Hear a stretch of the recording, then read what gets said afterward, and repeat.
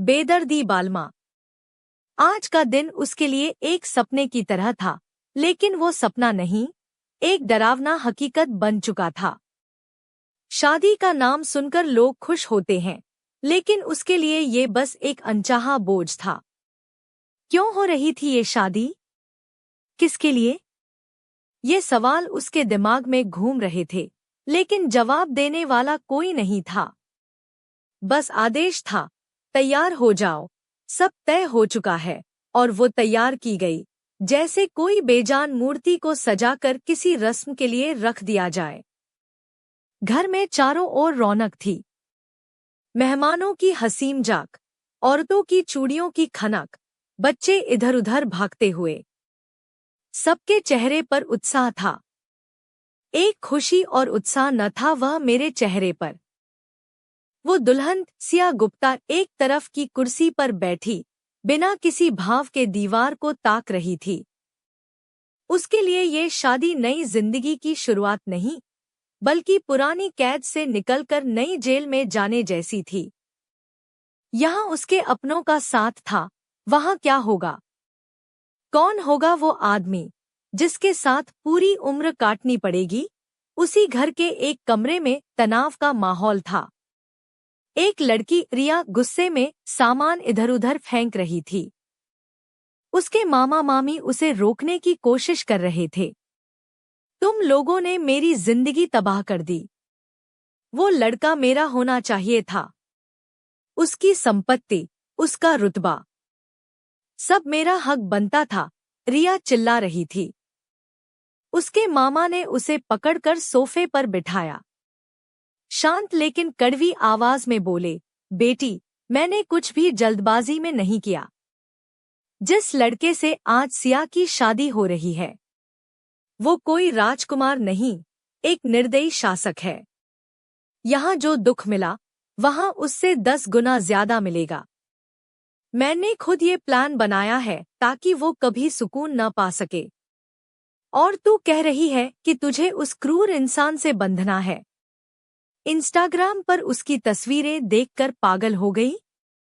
मैंने उसकी हकीकत करीब से देखी है। वो इंसानों से, जानवरों से भी बदतर सलूक करता है। बाहर से आवाज आई, बारात पहुंच गई। चलो देखते हैं वो बादशाह कैसा दिखता है। मामा ने रिया को छोड़ा और बोले, अब हंसकर अपनी प्यारी बहन को विदाई दो, ताकि दुनिया सोचे कि हमने अपना कर्तव्य निभाया। रिया ने मामी की ओर देखा। मामी ने ठंडी मुस्कुराहट के साथ सहमति जताई। तीनों बाहर आ गए। बारात का स्वागत जोरशोर से हो रहा था। एशिया के सबसे सफल और धनी युवा उद्योगपति अभय खुराना, आकर्षक, स्टाइलिश, सोशल मीडिया पर चर्चित। लेकिन उसका छिपा हुआ रूप किसी को नहीं मालूम था। कुछ लोग कहते वो शैतान है, कुछ कहते बस अफवाहें हैं, वो तो आदर्श लगता है। एक बड़ी सफेद एसयूवी रुकी। शेरवानी पहने, करीब 6 फुट का लंबा, मजबूत शरीर वाला लड़का उतरा। उसका चेहरा छिपा हुआ था, लेकिन उसकी उपस्थिति से ही माहौल में सन्नाटा छा गया, मानो कोई योद्धा मैदान में उतर आया हो। अभय अकेला ही आगे बढ़ा। कोई परिवार नहीं, कोई दोस्त नहीं। मेहमान कानाफूसी करने लगे, अकेला क्यों? क्या इसके घर में कोई नहीं बचा? जैसे ही वो नजदीक पहुंचा, सब चुप हो गए। वो थोड़ा सा चेहरा दिखाकर बोला, आपकी लड़की भी तो अकेली ही आएगी। शादी मुझसे होनी है, परिवार से नहीं। ज्यादा सवाल मत करो। उसका चेहरा देखकर लड़कियां ईर्ष्या से जल उठीं। लेकिन सिया को कुछ पता नहीं था। वो मंडप के पास बैठी, फर्श को घूर रही थी। पंडित जी ने अचानक कहा, बेटी, इतनी देर से इंतजार कर रही हो, थक नहीं गई? सिया चौंक कर सीधी बैठ गई, बिना कुछ बोले। रस्में शुरू हुई। एक मेहमान ने पूछा, बेटा, रिश्तेदार क्यों नहीं लाए? अभय ने कठोर स्वर में जवाब दिया, जो जरूरी है वही यहाँ है, फेरे पड़े। सिया ने 7 वचन लिए, लेकिन उसके चेहरे पर न उल्लास था न पीड़ा, बस शून्य। सिया को क्या हो रहा है, क्यों हो रहा है, इस बात का कोई फर्क नहीं पड़ रहा था, क्योंकि बचपन से ही मामा मामी और उसकी बहन ने उसे इतना तकलीफ दिया था कि अब कितना भी बड़ा तकलीफ उसे छोटा लगता था। और आज तो मामा मामी ने सारी उम्र की तकलीफ दी थी। बिना उसकी जानकारी के किसी अनजान लड़के से उसकी शादी तय कर दी थी। हर लड़की का शादी को लेकर एक सपना होता है, पर मामा मामी ने तो यह सपना भी उससे छीन लिया था। यह सब देखकर उसे किसी चीज से कोई फर्क नहीं पड़ रहा था, मानो वह जिंदा लाश बन चुकी हो और शरीर में बस सांसें चल रही हो। अभय ने उसे एक नजर देखा। उसकी आंखों में कोई संवेदना नहीं झलकी। शादी संपन्न हुई। अभय ने सिया को कार में बिठाया और अपने विशाल बंगले की ओर चल पड़ा। रास्ते में ड्राइवर ने हल्के से कहा, सर, आज आपने परंपरा बदल दी। जहां पूरी बारात आती है, आज आप अकेले अपनी जोड़ीदार को ले जा रहे हैं। अभय ने उसे डांटा, चुप रहो और ड्राइव करो। सिया खिड़की से बाहर ताक रही थी, बिना किसी प्रतिक्रिया के। कहाँ जाना है, कितनी दूर जाना है, उसे इन सब से कोई मतलब नहीं था। अभय ने फोन निकाला और बिजनेस ईमेल चेक करने लगा। उसकी दुनिया में किसी के लिए स्पेस नहीं था, न सिया के लिए न किसी अन्य के लिए। घर पहुंचकर अभय बाहर निकला। सिया कार में बैठी रही। उसे समझ नहीं आ रहा था कि क्या करे। एक 16 से 17 साल की लड़की मीरा दौड़ती हुई आई। सर ने कहा, मैडम को अंदर ले आवो। सिया बाहर आई। सामने हरा भरा बगीचा, ग्रे स्टोन का भव्य बंगला।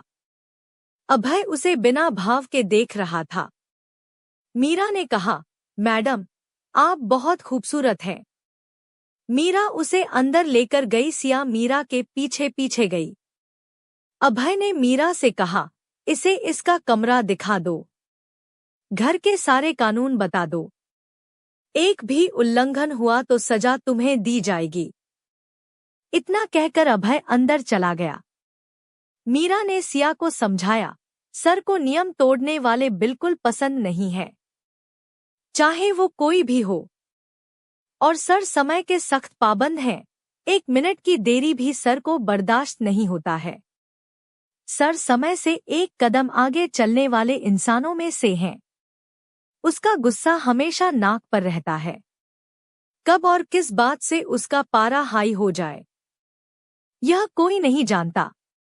इसलिए आपको भी टाइम पर सोना, टाइम पर जागना, टाइम पर नाश्ते के टेबल पर आना, सब चीज टाइम टू टाइम करना होगा। खासकर उस समय जब सर घर में होंगे। सर को ज्यादा और फालतू की बातें करना बिल्कुल भी पसंद नहीं है। अगर आपको सर से कोई बात पूछना हो या कुछ जानना हो तो आप सुबह डाइनिंग टेबल पर सर से बात करके पूछ सकती हैं। रात में सर ड्यूटी से थके हुए आते हैं। उस समय आपको कोई भी सवाल नहीं करना है, क्योंकि सर का दिमाग टेंशन में रहता है। सिया ने सब सुन लिया। फिर अपने कमरे में जाकर बेड पर लेट गई। उसने सोचा था शादी के बाद शायद आजादी मिलेगी, लेकिन यहाँ तो नई बेड़ियां लग गई थी। दूसरी ओर अभय एक कमरे में गया जहाँ एक बुजुर्ग महिला बिस्तर पर लेटी थी। दादी, आपकी इच्छा के अनुसार शादी कर ली, अब आप जल्दी स्वस्थ हो जाइए। दादी बस उसे निहारती रहीं। कोई रिस्पांस नहीं। अभय दादी का इकलौता पोता था। दादी अभय से बहुत प्यार करती थी। अभय के मम्मी पापा अभय जब 10 साल का था तभी एक मीटिंग अटेंड करके एरोप्लेन से आ रहे थे। एरोप्लेन क्रैश हो जाने के कारण अभय के माता पिता की मौत हो गई थी। दादी यह सदमा बर्दाश्त नहीं कर पाईं तब से दादी ने बोलना छोड़ दिया था। धीरे धीरे अभय बड़ा होते गया। दादी का उम्र होते गया दादी को हार्ट अटैक आ गया। दादी बच तो गई पर अब दादी दिन रात बेड पर लेटी रहती है। ना किसी से कुछ कहती है, ना कोई रिस्पांस देती है, बस देखते रहती है। बिना माँ बाप का पला बढ़ा अभय बचपन से ही बहुत जिद्दी स्वभाव का था। दादी अभय को किसी भी चीज के लिए रोक-टोक नहीं करती थी। दादी के लाड और प्यार ने अभय को और ज्यादा बिगाड़ दिया था। पैसे का घमंड और रुतबा अभय के सिर चढ़कर बोलता था। अभय को ऐसे लगता था जैसे पैसे से हर चीज खरीदा जा सकता है। दादी ने अभय के इस स्वभाव को देखते हुए एक वसीयत तैयार करवाई थी, जिसमें लिखा था अभय का जब बच्चा हो जाएगा तभी वह सारी दौलत का हकदार होगा। जब तक बच्चा ना हो जाए इस सारी दौलत पर उसका कोई हक नहीं है। और अगर अभय शादी नहीं करता, उसका बच्चा नहीं होता, तो सारी प्रॉपर्टी किसी ट्रस्ट को दे दी जाएगी। यही कारण था कि अभय ने मजबूरी में सिया से शादी किया था।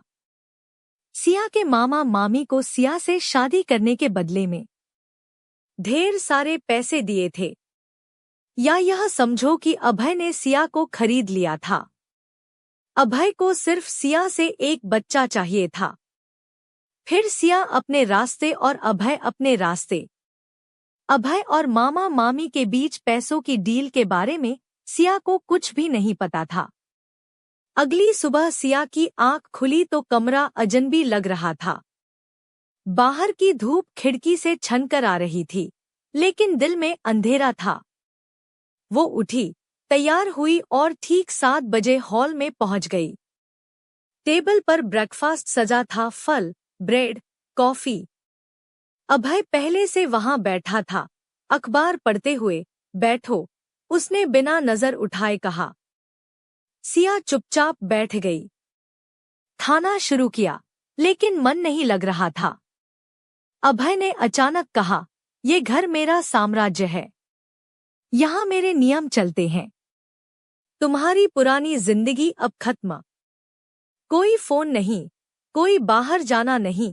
यहाँ तुम जो करोगी सब मेरी इजाजत से होगा। सिया ने सिर झुकाकर हाँ में सिर हिलाया, लेकिन अंदर से सवाल उमड़ रहे थे, क्यों? क्या गलती की मैंने? दोपहर में मीरा आई। मैडम, लंच रूम में रख दिया है। सर बाहर मीटिंग में है। सिया अकेले खाती रही, यादों में खोई। उसके मामा मामी ने उसे यहाँ क्यों धकेला? रिया की जलन तो समझ आती थी, लेकिन ये साजिश क्यों? शाम को अभय लौटा। उसका चेहरा थका हुआ था, लेकिन आंखें कड़ी।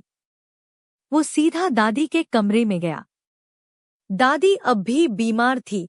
अभय ने दादी को बताया। दादी माँ, मैंने शादी कर ली है। यह सुनकर दादी की आंखों में चमक आ गई। दादी अभय से कहना चाहती थी कि मैं बहू को देखना चाहती हूँ, पर अभय ना ही उसके मन की बात को जान पाया और ना ही उसके इशारों को समझ पाया। दादी माँ मन ही मन बहुत दुखी हुई। अभय और एक नर्स के अलावा दादी माँ के कमरे में जाना किसी को भी अलाउड नहीं था। अभय ने कहा, हाँ, लेकिन ये शादी सिर्फ आपकी वसीयत पूरी करने के लिए है। मुझे किसी की जरूरत नहीं। दादी ने सिर हिलाया। समय सब बदल देगा। रात के डिनर पर सिया टेबल पर पहुंची। अभय पहले से था। अचानक अभय ने सख्त लहजे में कहा, आज रात में पार्टी है, तुम्हें साथ लेकर जाऊंगा। अच्छे से तैयार होकर रहना। अभय ने जिस तरीके से उसे कहा, सिया डर गई। सर झुकाए हुए थोड़ी डरी सहमी बोली, जी तैयार रहूंगी। बचपन से ही मामा मामी ने सिया पर इतने अत्याचार किए थे कि वह छोटे छोटे बात से डर जाती थी, किसी को कुछ जवाब नहीं दे पाती थी। यहाँ अभय भी उससे शक्ति से पेश आता था। अभय ऑफिस के लिए निकल जाता है। सिया चैन की सांस लेती है। सिया अपने कमरे में जाती है। सिया के कानों में कुछ आवाज आती है। वह दरवाजे पर निकल कर देखती है तो नर्स और मीरा आपस में बात करते हैं। दादी माँ को रात में सिर्फ खिचड़ी या जूस देना है। हैवी भोजन दादी माँ के लिए नाइट में ठीक नहीं है। इतना बोलकर नर्स चली जाती है। सिया मीरा के पास जाती है और पूछती है, ऊपर कौन है? मीरा बताती है, ऊपर साहब की दादी माँ रहती है जो बीमार है, जो दिन भर अपने कमरे में ही रहती है, उससे किसी को भी मिलने की परमिशन नहीं है। सिया यह सुनकर बहुत खुश हुई कि उसके अलावा इस घर में परिवार का कोई और सदस्य भी है। सिया की आंखों में दादी से मिलने की चाह साफ दिखाई देती है, जिसे मीरा समझ जाती है। मीरा कहती है, मैम अभय सर के परमिशन बिना आप दादी माँ के कमरे में मत जाइएगा, वरना सर से मुझे डांट खानी पड़ेगी। मीरा कहती है, मैम सर ने आपको रेडी होकर रहने को कहा है, आप उसकी तैयारी देख लीजिए। सर को हर चीज परफेक्ट चाहिए होता है। सिया अपने कमरे में चली जाती है। सिया को कुछ समझ नहीं आता कि वह क्या पहने, कैसे तैयार हो। वह तो बहुत ही सिंपल और साधारण लड़की थी, उसे तो सजना संवरना आता ही नहीं था। उसे तो मामा मामी के घर में काम करने के सिवाय और कुछ करने ही नहीं दिया जाता था। सिया रेड कलर की साड़ी पहनकर सिंपल सा बिंदी और सिंदूर लगाए रेडी होकर रहती है। अभय आता है और मीरा से कहता है, मैम को बुलाकर लाओ, हम लेट हो चुके हैं। मीरा सिया को बुलाने जाती है और कहती है, मैम चलिए, सर नीचे आपका इंतजार कर रहे हैं। मीरा जब सिया को देखती है तो उसकी सुंदरता को वह भी देखते ही रह जाती है और अपनी मैम की तारीफ करते हुए कहती है, मैम आज तो आप हर किसी पर बिजली गिराओगी। अभय दूर से ही सिया को आते देखता है। सचमुच सिया रेड साड़ी में कयामत की खूबसूरत लग रही थी। उसके खुले लंबे लहराते बाल, माथे पर सिंपल बिंदी और भरी भरी चूड़ियां। कोई भी उसे उस समय देखता तो उस पर मोहित हो जाता। अभय की नजरें सिया पर से हट ही नहीं रही थी। बाहर से गाड़ी के हॉर्न की आवाज आती है।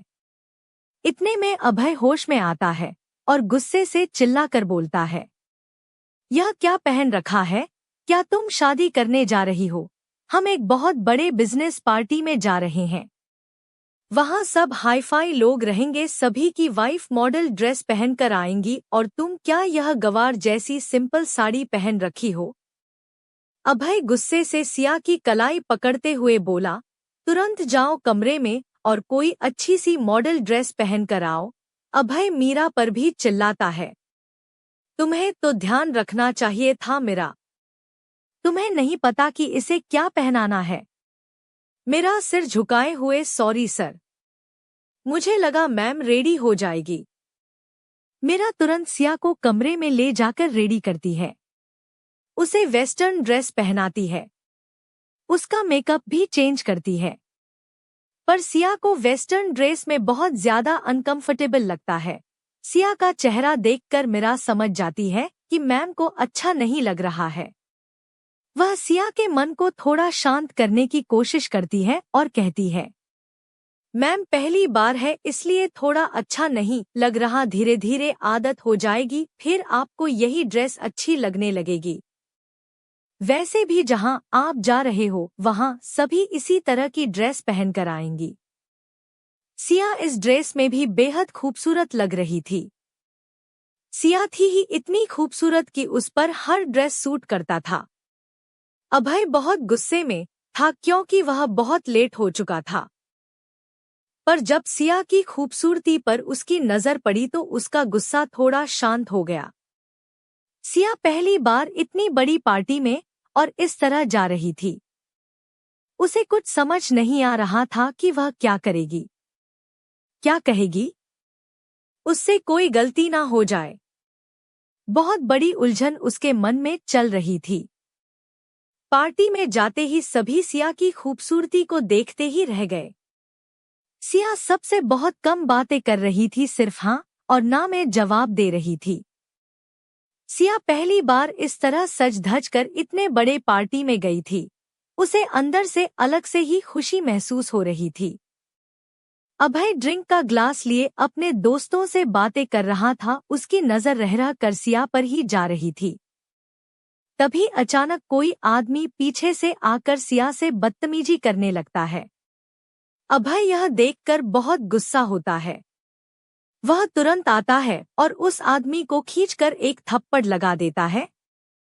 सिया पहली बार किसी को अपने लिए लड़ते हुए देख रही थी। पहली बार सिया की बेइज्जती को कोई अपनी बेइज्जती समझ रहा था। सिया अभय को बड़े प्यार भरी नजरों से देख रही थी। सिया की आंखें नम थी। सिया की आंखों में पहली बार डर नहीं, अभय के लिए सम्मान दिख रहा था। अभय सिया का हाथ पकड़ता है और उसे खींचते हुए गाड़ी में बैठा लेता है और ड्राइवर से कहता है, चलो यहाँ से। दोनों पीछे सीट में बैठ जाते हैं। अभय थोड़ा ड्रिंक कर लिया होता है, जिसके कारण गाड़ी में बैठते ही उसकी आंखें बंद हो जाती है। सिया आज पहली बार अभय को गौर से देखती है। अभय के चमकीले बाल उसके माथे को ढका हुआ होता है। आंखें बंद किया वह बेहद खूबसूरत डैशिंग हीरो हैंडसम बॉय लगता रहता है। आज पहली बार सिया का दिल जोरों से धड़कते रहता है। आज पहली बार सिया को लगता है अभय को कस के गले लगाकर उसके माथे को चूम लूं, उसके कंधे पर सर रखकर रो लूं। सिया सोचती है, मुझ जैसी साधारण लड़की से आखिरकार अभय ने शादी क्यों की है, जबकि उसने मुझे देखा ही नहीं था। फिर अभय ने मुझसे शादी ही क्यों की है। यह सोचते सोचते घर आ जाता है। सिया ड्राइवर की मदद से अभय को गाड़ी से उतारकर कमरे में ले जाकर सुला देती है और अपने कमरे में चली जाती है। कमरे में जाकर सिया कपड़े बदलती है और खुद को शीशे में पहली बार ध्यान से देखती हैं। अगली सुबह सिया नहा धोकर दुल्हन की तरह तैयार होकर अभय से पहले ही डाइनिंग टेबल पर जाकर अभय का इंतजार करते बैठी रहती है। अभय रात से गुस्से में रहता है। वह डाइनिंग टेबल पर आता है, सिया की तरफ देखता भी नहीं और सिया को जोर से चिल्लाता है, तुम्हें बाहर बातचीत करने का तौर तरीका भी नहीं आता कि किससे कैसे बात करे। अपनी वैल्यू क्या है सामने वाले को बताना नहीं आता तुम्हें। अभय इतनी जोर से उसे चिल्लाकर डांट रहा था कि उसकी आवाज ऊपर दादी के कमरे तक जाती है। यहाँ सिया को अभय की डांट में डर नहीं, उसके मन में अपने लिए परवाह देखती है। कल रात अभय ने जो सिया के लिए किया था, उसके बाद से सिया के मन में अभय के लिए नजरिया ही बदल गया था। अभय की डांट भी अब सिया को अच्छी लगने लगी थी। अभय नाश्ता भी नहीं करता और गुस्से में ऑफिस के लिए निकल जाता है। सिया भी नाश्ते पर उंगलियां घुमाते बैठी रहती है। तभी उसे दादी का ख्याल आता है। मीरा भी मार्केट गई हुई होती। अब उससे इंतजार नहीं होता, वह तुरंत दौड़कर दादी के कमरे की ओर जाती है। दरवाजे से धीरे से झांकती है। दादी बेड पर लेटी दरवाजे की तरफ ही देखती रहती है। दादी को देखकर सिया धीरे धीरे कदमों से दादी के पास जाकर खड़ी हो जाती है। दादी सिया को देखकर गदगद हो जाती है। सिया दुल्हन की तरह पीली साड़ी में बहुत ही सुंदर लगती रहती है। सिया का खूबसूरत और मासूम चेहरा दादी को भा जाता है। दादी एक नजर में ही पहचान लेती है कि यही मेरे अभय की पत्नी है, एकदम परफेक्ट है मेरे अभय के लिए। दादी के अंदर एक हलचल सी होने लगती है। दादी अपनी पलकें झपकाते हुए उसे इशारा करती है बैठने को, जिसे सिया समझ जाती है और दादी के दोनों हाथों को अपने हाथों में लेकर बैठ जाती है। दादी के मन को सुकून मिलता है, जैसे न जाने कितने समय से इस पल के लिए तरह रही थी। सिया को भी एक अपनापन महसूस होता है। सिया घंटे भर दादी के पास बैठी रहती है। रात में सिया दादी के लिए खुद खाना तैयार करती है। उसी समय अभय अपने ऑफिस से घर आता है। सिया उसके लिए चाय लेकर आई। यह देखकर अभय, तुम किचन में क्या कर रही हो और मीरा कहाँ है? इतने में सिया खुश होकर कहती है, मैं दादी के लिए खाना बना रही। अभय उसे बीच में रोकते हुए बोला, तुम होती कौन हो मेरी दादी के लिए खाना बनाने वाली? तुम जैसी लड़कियों को मैं अच्छी तरह से जानता हूँ। तुम सिर्फ कागज पर ही मेरी पत्नी हो। असल जिंदगी में मेरी पत्नी बनने की कोशिश मत करो। तुम मेरी दादी को अपनी झूठी और दिखावटी बातों में फंसा सकती हो, पर मुझ पर तुम्हारी ये ड्रामेबाजी नहीं चलने वाली। और तुम्हें इजाजत किसने दिया मेरी दादी के कमरे में जाने की और उसके लिए खाना बनाने की? तुम्हारे मामा मामी को मुंह मांगी कीमत दी थी तुम्हारी। तुम्हें सिर्फ इस घर में बच्चा पैदा करने के लिए लाया हूँ। बच्चा पैदा करो और यहाँ से फुट लो। ज्यादा रिश्तेदारी जोड़ने की कोशिश ना करो। अभय की एक एक बात सिया के दिल में सुई की तरह चुभ रही थी। उसके पैरों तले जमीन खिसक गई थी यह जानकर कि उसके मामा मामी ने उसे बेचा था और अभय ने उसे खरीदा था। उसके हाथ पैर कांपने लगे। वह दौड़ते हुए अपने कमरे में गई और चीख चीख कर रोने लगी। अभय यह नहीं जानता था कि सिया को इस बारे में कुछ पता नहीं है। उसे लग रहा था सिया सब जानती है जो उसके मामा मामी के साथ पैसों की डील हुई थी। दादी को अभय के इस बर्ताव के बारे में सारी जानकारी मिल गई। वह मन ही मन बहुत गुस्सा हो रही थी अभय के लिए, पर कुछ बोल या कर नहीं पा रही थी। उसने खाना पीना छोड़ दिया। वह कहना चाह रही थी कि वह बहू के हाथ से ही खाएगी, पर उसकी बात कोई समझ नहीं पा रहा था। उधर सिया का भी रो रो कर बुरा हाल था। उसने भी कुछ खाया पिया न था। इस बात की खबर अभय को मीरा से मिली। अभय सिया के कमरे में गया और बोला, सच जानती ही हो पहले से, फिर मैं जब बोला तो तुम्हें इतनी तकलीफ क्यों हो रही है? और यह कौन सा नया तमाशा कर रही हो? खाना क्यों नहीं खा रही हो तुम? सिया की हालत देखकर अभय को भी बहुत तकलीफ होने लगा। वह अपने आप में सॉरी फील कर रहा था कि मैंने उसे इतने कड़े शब्दों में क्यों कहा, पर अभय ने सच जानने की कोशिश नहीं की। सिया भी खामोश रही। मेरा खाना लेकर सिया के कमरे में आती है और कहती है, मैम कुछ खा लो, वरना सर और गुस्सा करेंगे। सिया चुप रहती है। तभी मीरा कहती है, इधर आप कुछ नहीं खा रही, उधर दादी भी कुछ नहीं खा रही। यह सुनकर सिया को बहुत तकलीफ होता है कि दादी कुछ नहीं खा रही। वह तुरंत दादी के लिए खाना लेकर ऊपर जाती है। वहां अभय भी दादी के पास मौजूद रहता है। वह उसे खाना खिलाने की बहुत कोशिश करते रहता है, पर दादी उसकी तरफ देखती तक नहीं। जैसे ही सिया कमरे में खाना लेकर जाती है, दादी उसे देखकर खुश हो जाती है। यह देखकर अभय हैरान रह जाता है। सिया दादी को अपने हाथों से खाना खिलाती है। दादी कुछ बोलने की कोशिश करती है पर बोल नहीं पाती। दादी सिया को इशारा करती है कि तुम भी खाओ, पर सिया नहीं खाती। दादी एक निवाला खाए रहती है, फिर वह भी नहीं खाती। दादी के प्यार के आगे सिया मजबूर हो जाती है। फिर एक निवाला दादी को खिलाती है और एक निवाला खुद खाती है। दादी की आंखों से खुशी के आंसू बहने लगते हैं।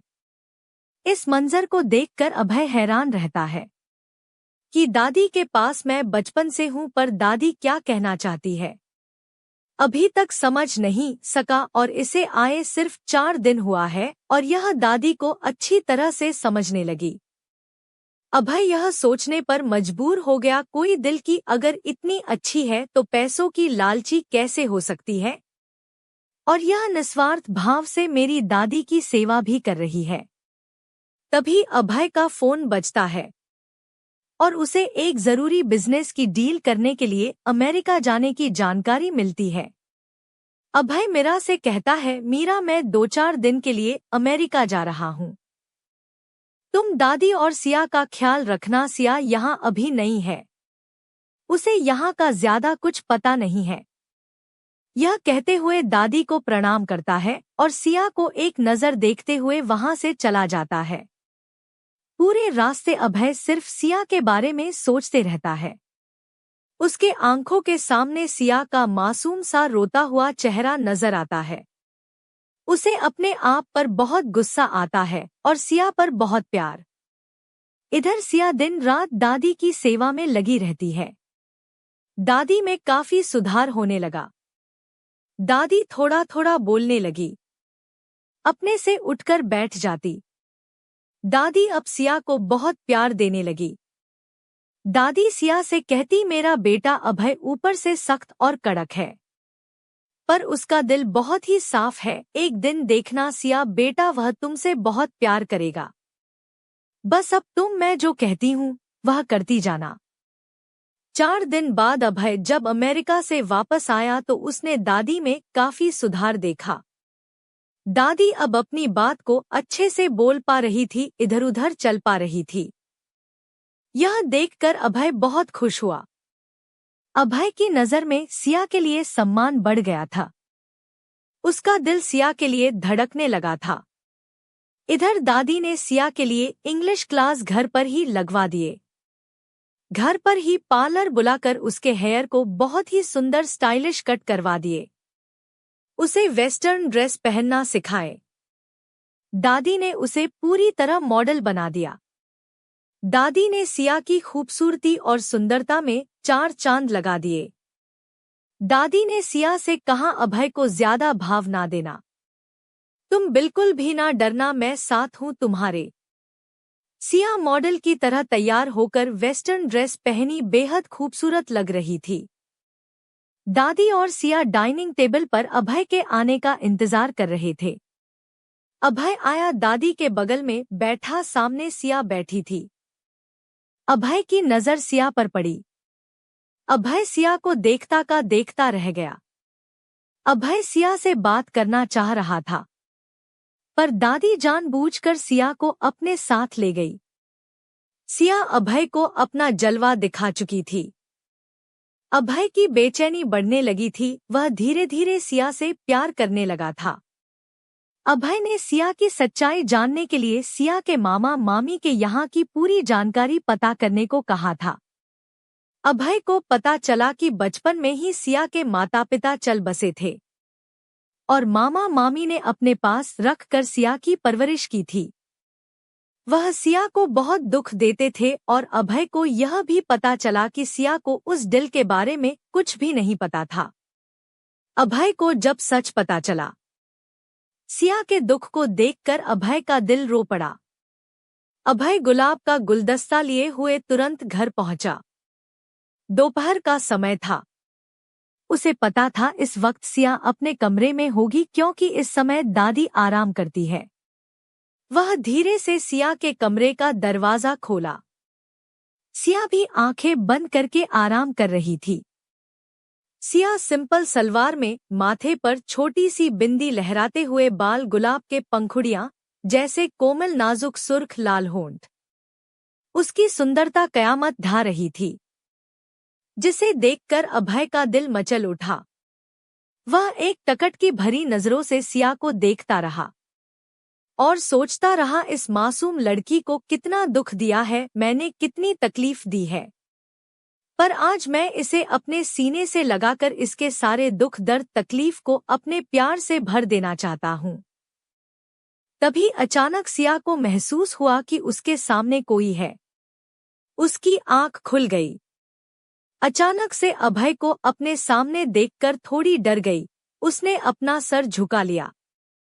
उसे लगा उसने दुपट्टा नहीं पहना। वह दुपट्टा पकड़ने लगी। अभय उसके दोनों हाथों को पकड़ लेता है। रहने दो, इसकी कोई जरूरत नहीं, मुझे तुम्हें ऐसे ही देखना है, बहुत खूबसूरत लग रही हो। अभय की बात सुनकर सिया शर्म से पानी पानी हो जाती है। वह सवाल करते हुए कहती है, आप यहाँ क्या कर रहे हैं? अभय सिया से माफी मांगता है, मुझे माफ कर दो सिया, पैसे के घमंड में मैं तुम्हारी अच्छाई और साफ दिल नहीं देख पाया। मुझे लगता था पैसे के दम पर मैं हर चीज हासिल कर लूंगा। पर मुझे नहीं पता था सच्चा प्यार पैसे के दम पर नहीं दिल से जीता जाता है। अब मैं तुम्हारा दीवाना हो चुका हूँ। तुमसे सच्चा प्यार करने लगा हूँ। तुम्हारे बगैर अपनी जिंदगी के बारे में सोच भी नहीं सकता। तुम जो चाहे सजा दो, मुझे मंजूर है। अभय की बातों ने सिया का दिल जीत लिया। सिया की आंखों से आंसू की धार बहने लगी। सिया यकीन नहीं कर पा रही थी कि कोई उसे भी इस तरह सच्चा प्यार कर सकता है। सिया तो उस पार्टी वाली रात से ही अभय की दीवानी हो चुकी थी, अपना दिल हर बैठी थी। अभय ने सिया को अपने करीब किया, इतना करीब कि दोनों की सांसें अब आपस में मिल रही थी। अभय धीरे से उसके कान के पास अपने होंठ ले जाकर बोला, अब चुप भी हो जाओ मेरी जान। आंसू का एक बूंद भी अब मत गिरने दो। सिया उसे कस के गले लगा लेती है। अभय भी अपने दोनों हाथों में उसे जकड़ लेता है और कहता है, मेरी दादी को जल्द से जल्द पोता चाहिए। सिया कहती है, तो मैं कहाँ मना कर रही हूँ। अभय सिया के प्यार में पूरी तरह से डूब जाता है। दोनों एक दूसरे की अब जान बन चुके थे। अभय पूरी तरह से बदल चुका था।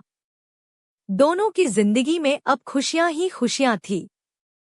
अभय ने अपने बेपनाह प्यार से सिया की जिंदगी में खुशियां ही खुशियां भर दी। सिया अपने पुराने सारे गम भूल चुकी थी। 1 साल बाद सिया ने जुड़वा बच्चे को जन्म दिया, एक लड़का एक लड़की। घर में अब चारों तरफ चहल पहल और बच्चों की किलकारी गूंजती रहती है। दादी अब पूरी तरह स्वस्थ हो चुकी है और अपने पोते पोतियों के साथ मजे कर रही है। दोस्तों, कहानी अच्छी लगी हो तो वीडियो को लाइक करें, चैनल को सब्सक्राइब करें, बेल आइकन को क्लिक जरूर करें ताकि आने वाले नए वीडियो का नोटिफिकेशन आप तक सबसे पहले पहुंचे। मिलेंगे ऐसे ही रोमांटिक प्रेरणादायक कहानी के साथ, तब तक के लिए धन्यवाद। कोई सुझाव या आइडिया देना है तो कमेंट बॉक्स पर कमेंट करके जरूर बताएं।